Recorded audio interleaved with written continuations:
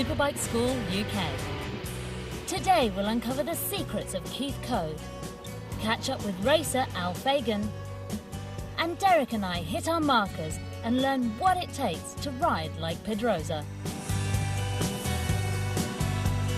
The California Superbike School is a brainchild of one man, Keith Code.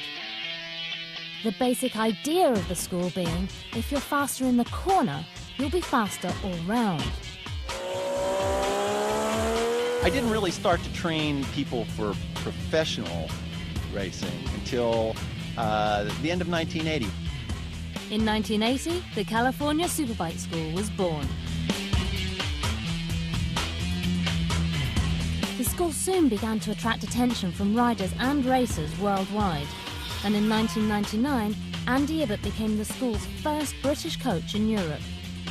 The linchpin of the school's European effort, he also works with some of motorcycle racing's brightest stars.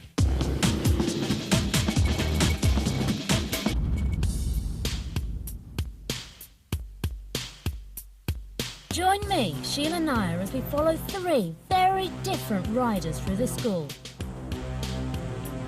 Al Fagan, bike journalist and supersport racer, is no stranger to the track.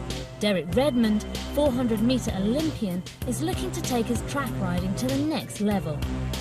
And then there's me. I just want to go faster. Track day advice just hasn't cut it for me, so I'm looking to Andy to change my riding for good.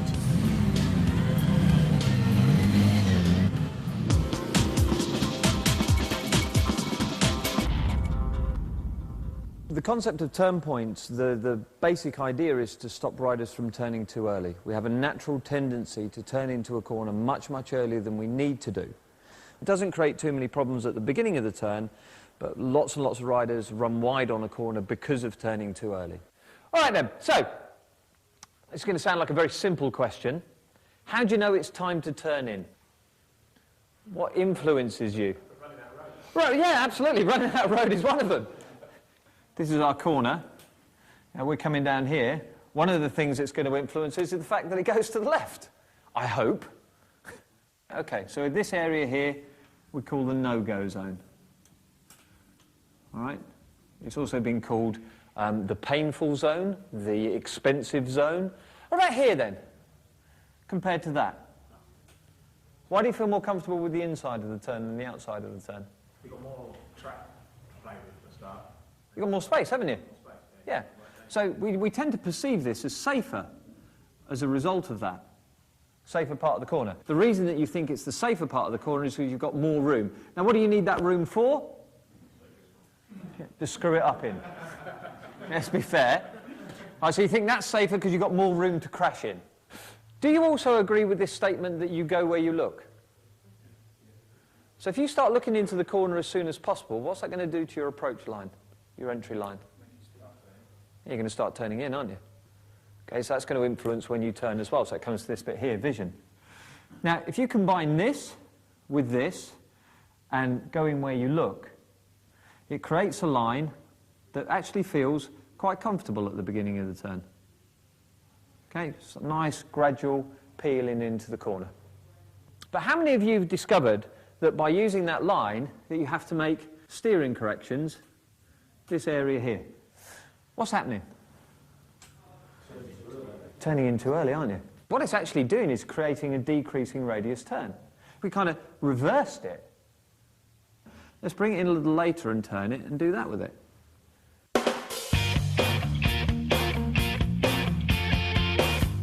It's not all classrooms though. Derek and I still have to put it into practice under the watchful eyes of our coaches, Johnny Hayes and Badger.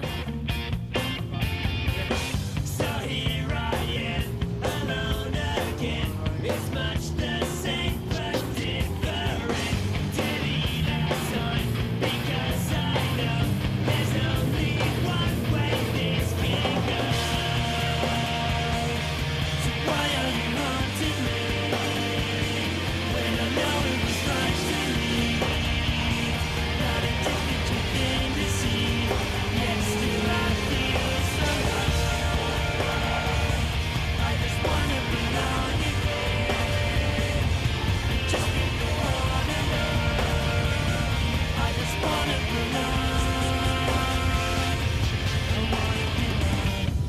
thought you knew what the California Superbike School was.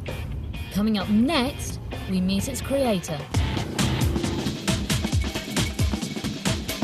Let's take it back to the old school. Let's take it back to the old school. Keith, he's an inspiration, absolutely. I still wonder at how he actually developed the technology. Very Californian, so quite laid back and chilled, but very focused on what he's doing as far as the riding's concerned, and always striving to find out more and more and more. Well, without Keith, this wouldn't be here. You know, he's devoted 25, 30 years of absolute hard work and graft to discover this art of cornering. Let's take it back to the old school. When the school started in 1980, the idea was to continue the training stuff that I had started about 5 years earlier than that. The research project basically started about 1976 while I was racing myself in the mid-70s to train other people who were riding. The guys would come to me at my house, you know, and I'd spend a day with them and we'd rattle around and go through some written material that I had jotted down from my own observations, and then we'd get through that material so that I was sure they understood it, and then we'd come out to the track. I was really proud of it, I have to say. I was getting an average of 7 seconds a lap improvement. So I got kind of interested in it, and I thought, oh, okay, this looks like it works, because everybody was making improvements. Right. And then what I'd see with them and so on, I'd try to bring it to the school, you know. And I was still in the process of trying to observe what was going on. You know, I had written the first A Twist of the Wrist book in 1982, and there wasn't anything else out there, which is really the reason I started. Yeah. These guys know, and they're just not telling me, right? I would ask questions, and here's some guy, you know, he's a pretty fast guy, or he's a famous fast guy, you know, and you go over and you try to ask a serious question about, so, you know, when you're like coming up to a corner, you're doing this thing, and you're like, right, you know, what, you know, tell me about that. More gas, less brake, you know, or something silly like that. And I go, nah, there's got to be something more here.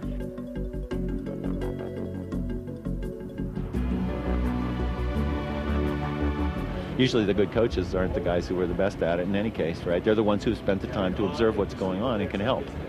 Keith has managed to completely break it down into its component parts, and he did this many, many years ago, and it all still holds absolutely true now. And even, you know, to this day, I'm still amazed at how he managed to do that. And we were having this conversation about practice. And he turned around to me and said, practice is like toilet paper. The more of it you have, the more of it you waste. And now, back to turn points. How many of you know exactly where you're turning for each and every corner out there at the moment? Exactly. Turn in a different place every time, then it's going to affect the throttle control each time. Does that make sense? So what do we need? We need a marker. So guess what? I'll give you some markers. Instead of you even having to find your own, I'll give you some.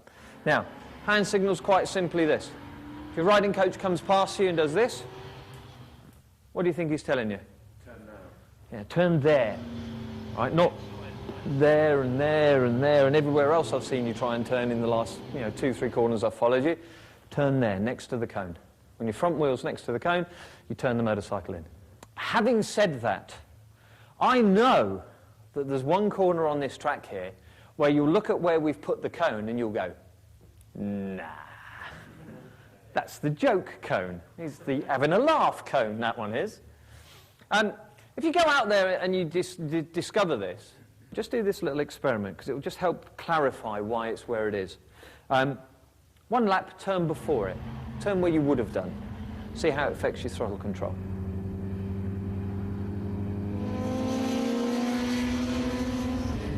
Next lap, turn next to it. See how it affects the throttle control.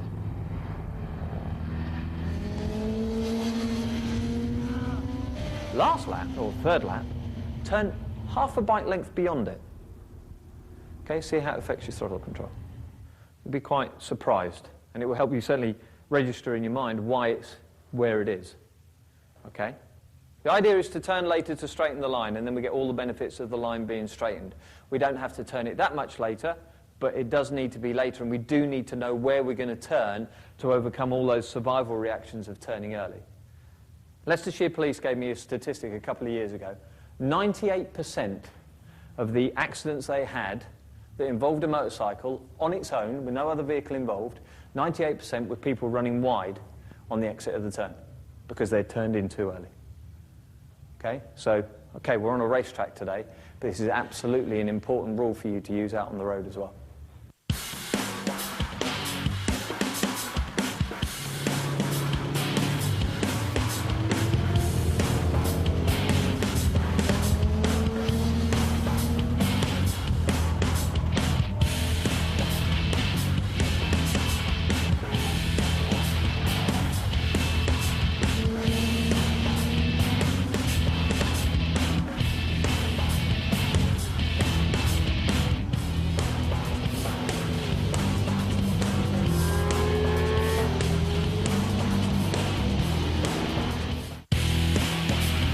Coming up next, Al gets into a twist,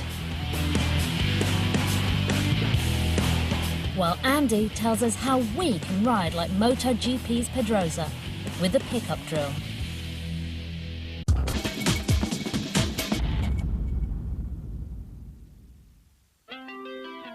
Welcome back to part 2. In this half, we'll catch up with Al's antics on the lean bike. And Andy Ibbott sits us all down for some sagely advice. But first, want to ride like a GP god? You'll need the pickup drill.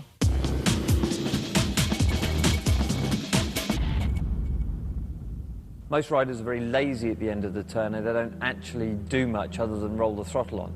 The pickup drill allows them to roll the throttle on harder, get more drive out the turn. In wet conditions, it allows them to control a slide if they have one. It's a very beneficial drill, and it allows them to have something to do at the end of the turn, not just at the beginning of the turn and the middle of the turn. Okay, this is going to be my motorcycle. Okay, so here in the turn, the bike's already coming up out of the corner. What I'm going to do is I'm just going to quicken that last bit. But I kept my body still. If you ride the bike upright, you don't hang off, you're here. Okay, you're coming out of the turn, the bike's coming upright, you're going to push the bike away. You're going to keep your lean angle so you can get more drive. So what do you do to get the bike to go in? Let's say right-hand turn, which bar do you push on? Right. Okay, so how are you going to make the bike come out? Push the left. No. Push the right. Push the one in the middle. Okay, if you push the inside bar to make it go into the turn. Push the outside bar. No, if you push the outside bar, look what's going to happen. You're here, you're going to try and push on the outside bar. Good. You're going to pull on the inside bar. It's exactly the same thing, but you've got control here by pulling on the inside bar. By pushing on the outside bar, your arm's extending. It's not going to be as effective. But pulling on the inside bar is going to bring the bike up. Added to that, when you pull on the inside bar, you can do that at the same time. Whereabouts in the corner do we want to do it? Do we want to do it from the apex? If you try and do it from the apex, your body weight doesn't have enough effect on the bike and you'll run wide. There is an exception to that. You can do it from the apex if you get the rear to spin up. I have to mention it. Right, if you ever watch MotoGP, Danny Pedrosa is very, very, very good at this technique. He does it almost in every single corner all the time and always off the apex. But he's always got the thing spinning up as he does it. Now, because the thing's spinning up, he's not getting much drive. So as the back end starts to spin and come round, it straightens his line up out of the corner. But as he picks the bike up, the tyre starts to grip, and that's how he gets to shoot out of the turn. If you want to ride well in the wet, then this is an absolute technique that you need. Okay, because the speeds are slower in the wet, you can do it sooner in the corner. Okay, and if you're coming out, if you think about what you're doing here, you're adding more acceleration. The more acceleration you add, what's the worst thing that's going to happen? Back end starts to spin, and if it starts to spin, it's coming round on you. But if you're already pulling on that inside bar and picking the bike up, you're already bringing the bike into the slide. Okay, so you're already correcting anything that might occur.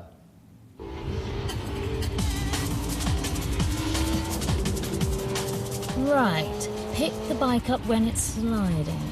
Okay, time for us all to give it a go.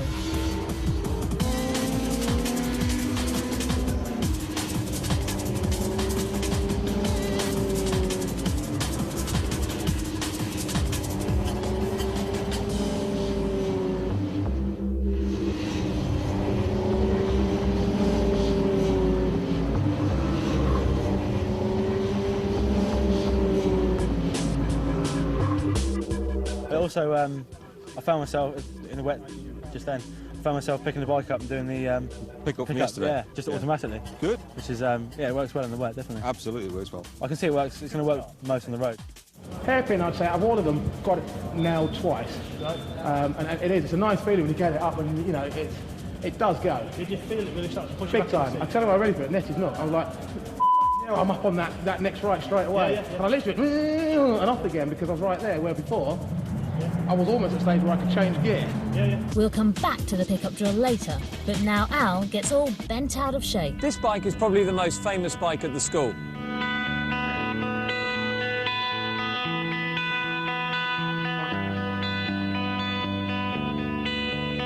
The lean bike is also the slide bike, the slide machine, which we'll talk about in a later episode.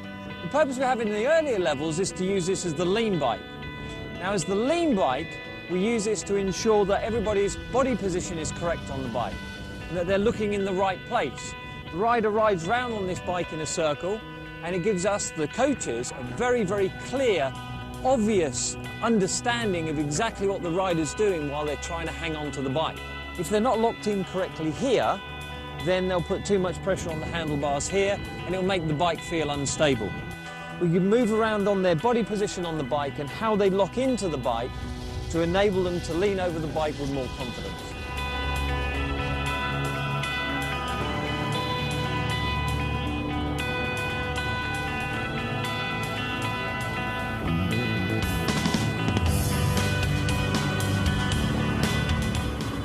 Go faster and put it on your knee, I don't mind.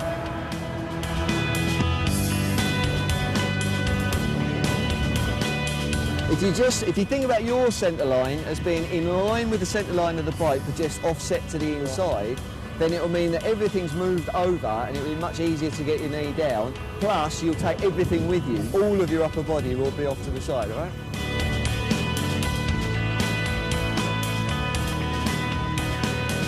I'm going to turn him round because he's getting dizzy.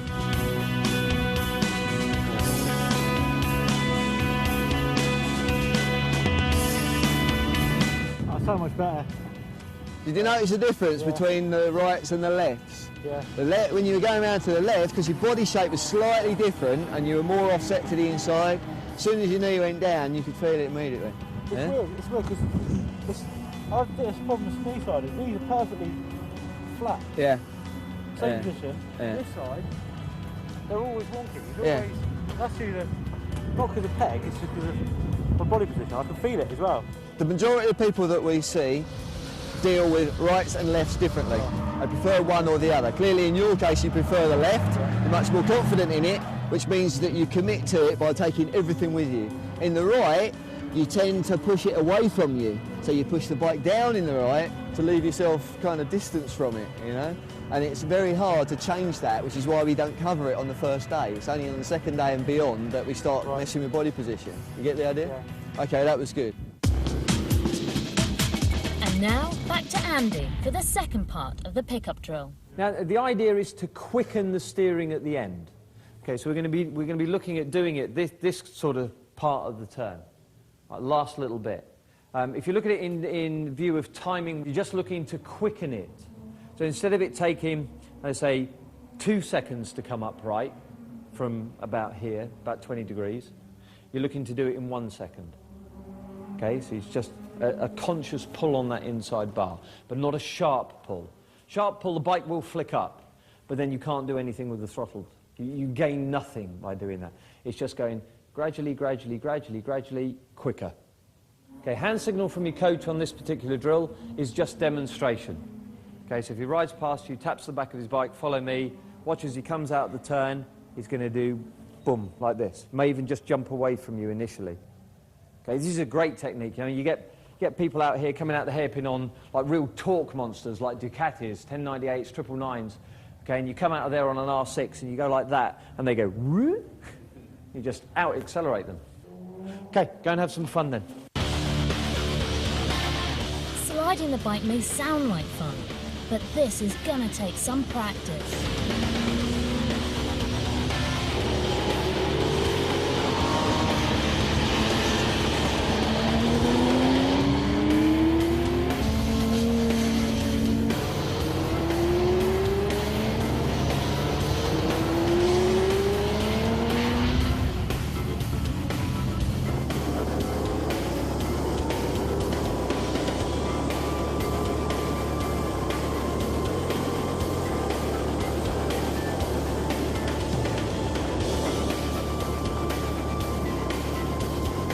With the day drawing to a close, we're all pretty exhausted.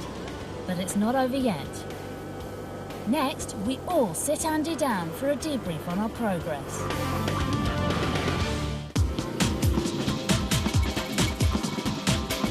What was the overriding result you got from level 1? I mean, you know, for us, it's keep the bike stable. I mean, we even get you to do it and recite it time and time again as we go through the level 1 stuff. But is that important, do you think? In a sentence, summing up the whole of day 1 and the result of day 1, if you have managed to keep that bike stable, you have managed to put yourself in a position where you can go faster. At the end of the day, that's what we're all here for. The bottom line is we want to come away here with enough skill, enough knowledge to be able to make our bike go faster, safer. Certainly to have a lot more confidence to open the throttle up in areas where I didn't dream I will be able to, you know, to open the throttle.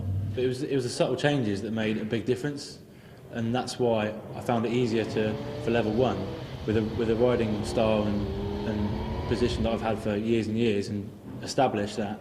And when level 1, like the quick turns and keeping the arms down, bum back, having way more control, just the basics, tiny basics, and just made me go a lot quicker.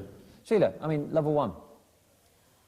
I found that I had a lot of weight on my hands, so as soon as we start talking about rider input and relaxing, getting my legs involved in riding the bike, I had so much more control over what I wanted to do with the throttle, with everything that my hands were doing, and there was just that much more time to think. It just slows everything down, doesn't it? Yeah. It's just... You're relaxed. Yeah, You can just get on with it. It's so much easier. Be sure to tune in next week when we take a peek at Al's charmed life as a bike journo and British supersport racer. Derek and I do the two-step, and with the rain coming down, I get a crash course in wet weather riding.